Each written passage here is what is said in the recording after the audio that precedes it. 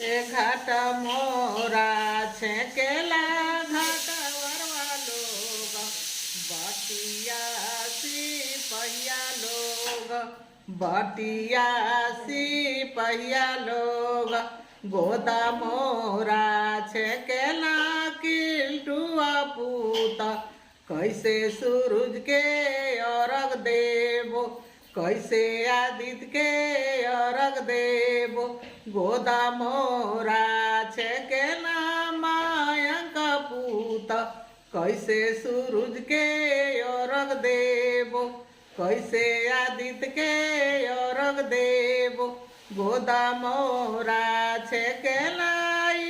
राजपूत कैसे छठी के अर्घ देवो कैसे सूरज के अर्घ देवो दुए चार देवो घाट वरवा लोग रुपिया सिपहिया लोग रुपिया सिपहिया लोग दूध भात देवो किल्टुआ पूत तब सूरज के अर्घ देवो तब छठी के अर्घ देवो।